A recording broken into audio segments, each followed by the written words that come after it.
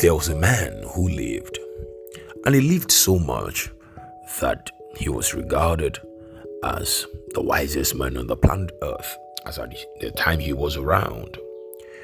And one of the major things he said as a statement that stood out for me is the fact that there is nothing new under the sun. That is, nothing created is novel. Everything is the same. It's like a repeated cycle. And, I pondered about what this man said, and I came to see that, of a truth, nothing is new. But then, is it possible to create something new? The answer is absolutely yes. How do we create something new? The way to create something new in this physical realm is to get connected to the force of the spiritual. The spiritual makes what we see physically. So connection to the realm of the spirit will help you birth, invent, and convey things from that realm into the realm of the physical. How can we achieve this? Simple. Either get connected with the one who owns all-knowing God, or get connected to demons, or possibly the devil. They will communicate their intents to your heart. You possibly will demystify it by the wisdom or knowledge or insights that they communicated with, and such that it can make sense to your world. That leads me to what exactly we started sharing on last week, and it's the subject of ingenuity. Ingenuity, as we said last week, is not the opposite of being genuine or genuine, depending on your pronunciation. Ingenuity in the dictionary means for a person to be smart, clever, to be inventive, to be creative. But in the Christian perspective, that is different. Ingenuity is simply the ability to yield your vessel for God's wisdom to be made manifest here through your creativity, through your innovation, through your actions. You're giving God's wisdom expression. It's a deliberate effort that people make. Now you see how that the writer of James had to say in chapter 1 and verse 5 of that book, if any man lack wisdom, let him ask God, who gives generously to every man without finding fault, and it will be given to him. It means that from a Christian perspective, ingenuity is something that emanates from God, because God is the author of creativity, resourcefulness, and gifts. I remember a story of a man called Moses. God used this man, and he used him such that he brought the children of Israel out of Egypt and brought them into, out of Egypt. Okay, he didn't get them into Canaan, even though that was God's desire that he gets there. But one of the major things I saw, how that he was able to maximize the assignment that God had given to him, was that God gave men to him who were carriers of gifts. There was the operation of a spirit of wisdom upon them. One of them was one called Bezalel. Moses couldn't at the time go on to learn carpentry, go on to learn mason, go on to learn, tailoring, go on to learn everything. No. What God simply did was to give him men who were equipped to deliver everything such that they can interpret effectively the will of God through the man Moses. Again, this is PV Musings, and you're welcome to our sharing again on this podcast. One of the major things God does when he begins to give men assignments is that he begins to find other men that he can connect them with or connect them to. And when he does those spiritual connections, he does it to the end that his deposit in one can be a blessing to the other. Many people, in the guise of going through seminars and teaching on different things, they've taught on strategic relationships. As good as that is, where they tell you to get different people in different sectors for different phases of your life, as good as that is, it's still important that you know that the best is not just a strategic relationship. The best for every man is a supernatural relationship. Supernatural relationships are not tied to what you did or what you didn't do. They're not tied to your qualifications. Supernatural relationship is simply tied to divine connection based on the assignment of God upon your life. And the way these men interpret what God does is simply allowing the wisdom of God find expression. It finds expression through their creativity. It finds expression through their innovativeness, and it's the wisdom of God.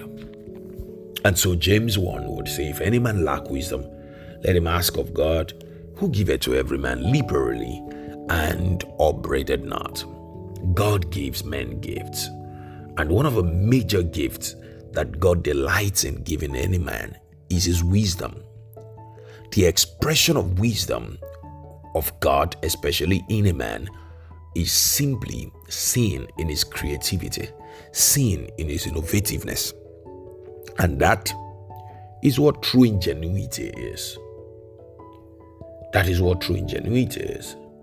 Every man who succeeded in God's kingdom, who did exploits, and who made sure that they made full proof of their ministry or their assignment God gave them, needed and walked in ingenuity.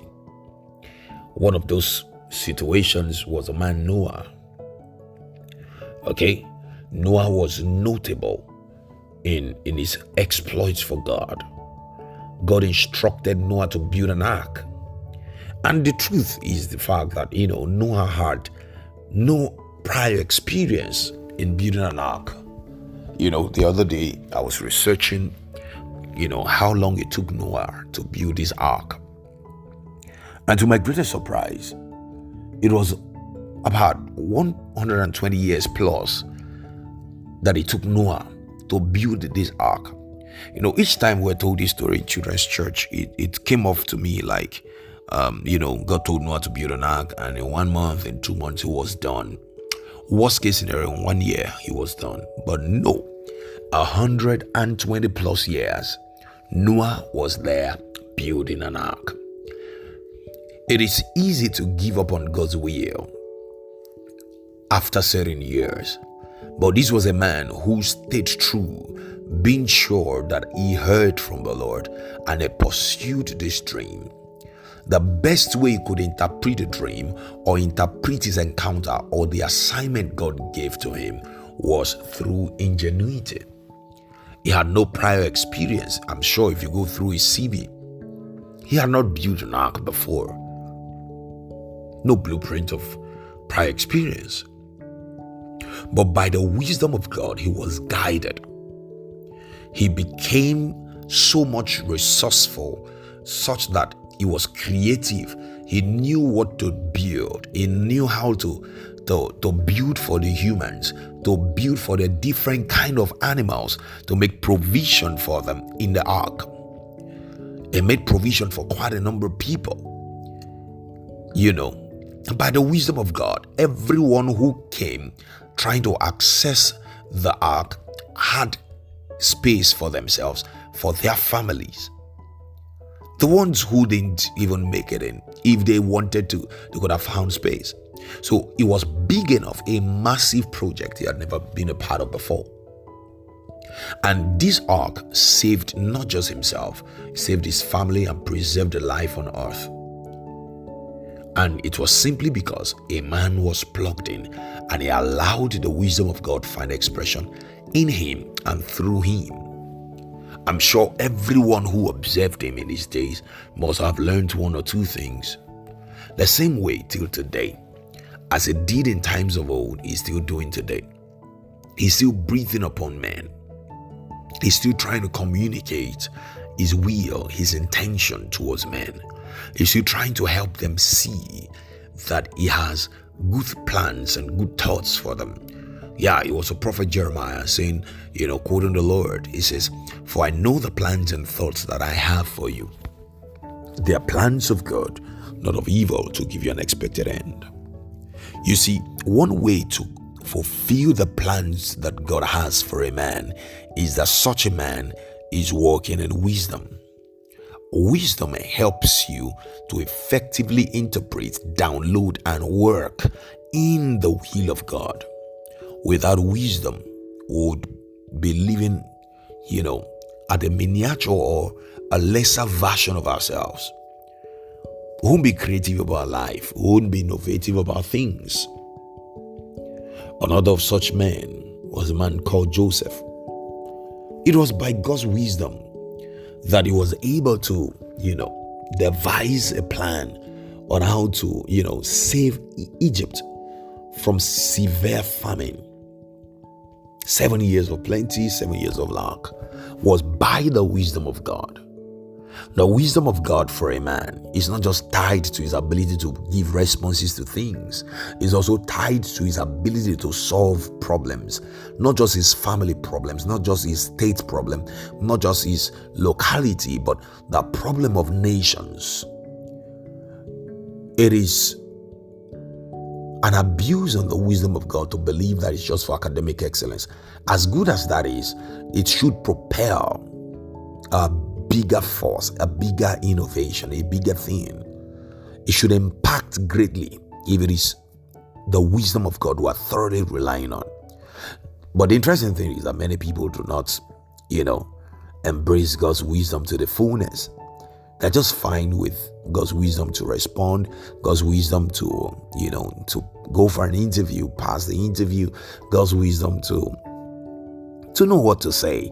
Possibly you are visiting your spouse, family, and you just need God's wisdom to just, Meanwhile, God's wisdom is meant to be beyond that. Joseph used the wisdom of God, finding expression in him to save a nation.